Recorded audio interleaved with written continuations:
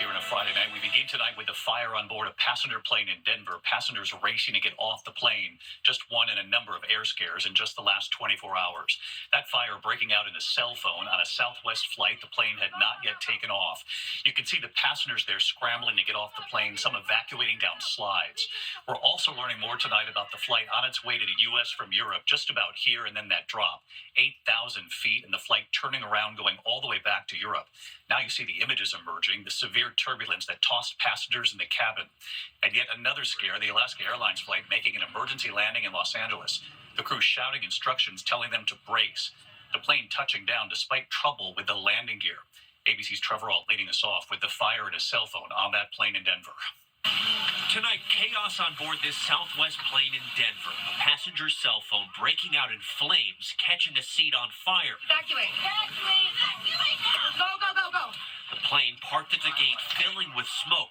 108 passengers scrambling to get out. Leave your stuff! Get out! Get out! Get out! Some using the emergency slides. It was just automatic chaos and panic, and everybody was freaking out and trying to grab their bags and get off the plane. Southwest Airlines says the crew successfully extinguished the fire. 2 people were injured. The owner of the cell phone treated for burns, though it potentially could have been far worse had the plane been in the air. It comes a day after the turbulence scare on that Miami-bound flight from Europe that nearly made it to North America. New video showing the Scandinavian Airlines flight shaking violently. Passengers tossed about, screaming.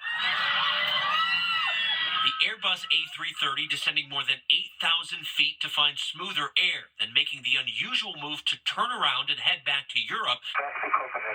The airline says they do not have the facilities and staff to inspect the plane in Miami.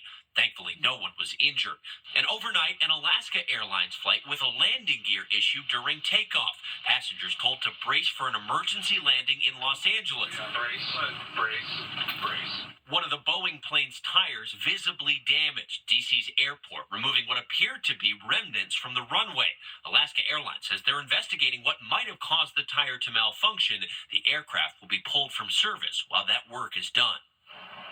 And David, on that cell phone battery fire, the FAA says this year there's been at least 59 incidents related to overheating on planes. This is why some devices with lithium batteries have to be carried on. That way, in case there's a fire, they can be accessed, David. Yeah, remarkable 24 hours. Trevor Ault tonight. Trevor, thank you. Tonight, President-elect Donald Trump assembling his new team at lightning speed and with mounting questions. Trump at a black tie event at Mar-a-Lago with many of those he's named, including former Congressman Matt Gaetz, his pick for Attorney General. Gaetz had been accused of misconduct with a minor and was under investigation in the House. He resigned from the House this week, which means the investigation ends. But Republican senators want to know the findings of that ethics report. What House Speaker Mike Johnson is now saying about this tonight. ABC's Mary Bruce in West Palm Beach, Florida.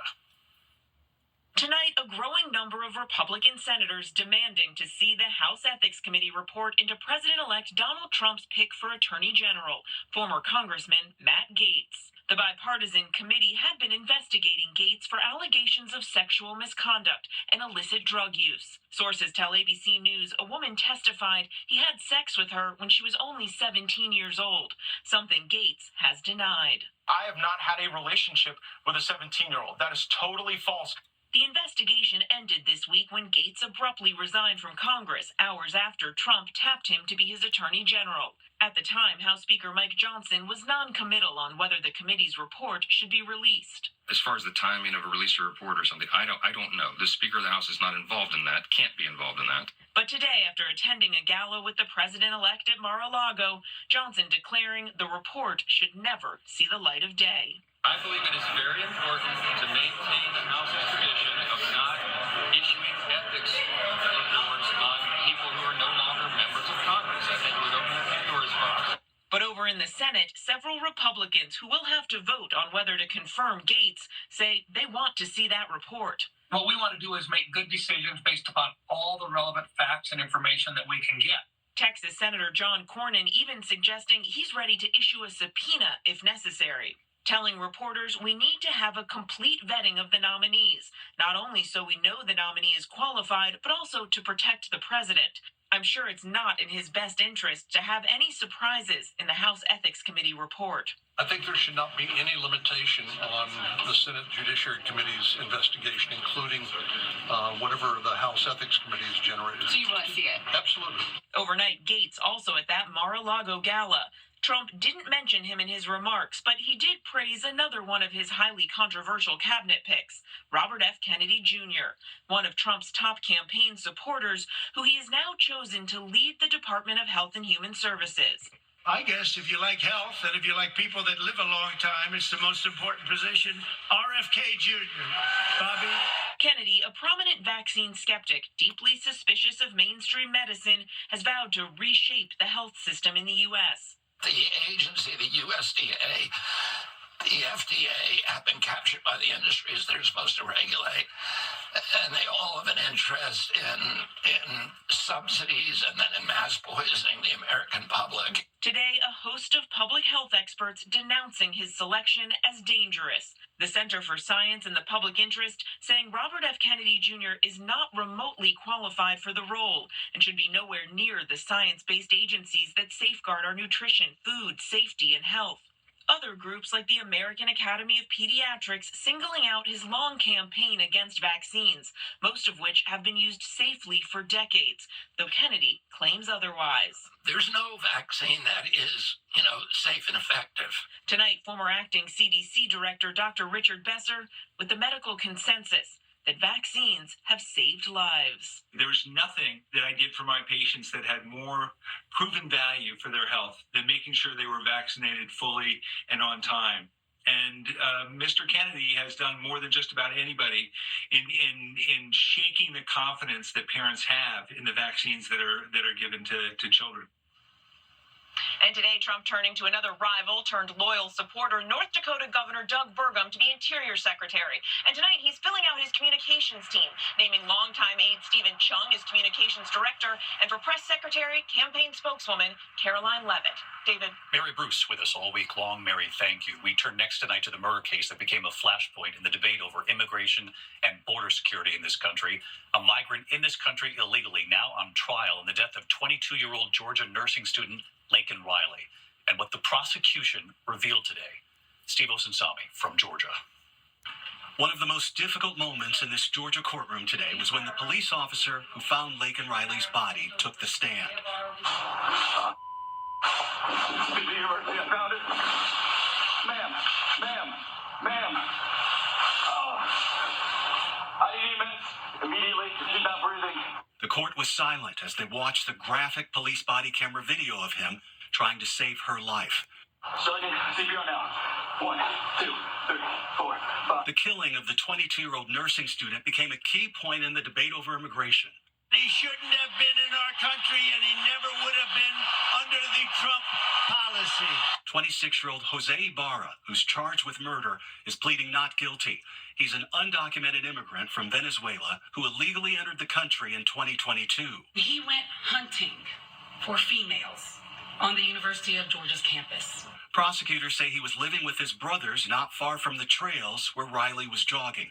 Riley's mother was in the courtroom and broke down as she heard her daughter try to call 911 for help. Clark County 911. Hello, this is Clark County 911. Can anyone hear me? When Laken Riley refused to be his rape victim, he bashed her skull in with a rock repeatedly. Prosecutors point to Ibarra's thumbprint on Riley's cell phone and video of him throwing away clothing with her DNA as proof of his guilt. Ibarra's lawyers are challenging the forensic evidence. This is a case before a judge and not a jury. If the judge in this case convicts this accused murderer, could spend the rest of his life in prison. David? Deeply troubling tonight. Steve, thank you. At this hour, there are red flag warnings for 43 million Americans across 8 states. The Northeast, dangerously dry. Wind gusts now reigniting hotspots. Here's Stephanie Ramos. Tonight, growing fire danger in the bone-dry Northeast. Millions bracing for gusty winds and more fires. We are following a developing story. A stubborn brush fire in Inwood Hill Park has sparked back up. In New York City, firefighters still putting out hot spots from a fire that broke out in Upper Manhattan earlier this week.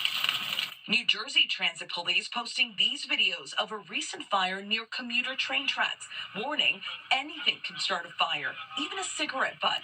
Meanwhile, outside New York City, more heavy smoke. Firefighters conducting back-burning operations. Some 400 personnel from 40 agencies containing the Jennings Creek fire burning on either side of the New York-New Jersey border. Today, we've got a crew in from Montana. This is going to give us a hand, along with a couple of folks from Colorado that were already here helping out. The cause of the fire remains under investigation. And David, officials say the Jennings Creek fire is now 90% contained, but they're still worried about the winds this weekend. What we really need is some rain. David. And thanks to those crews from Colorado and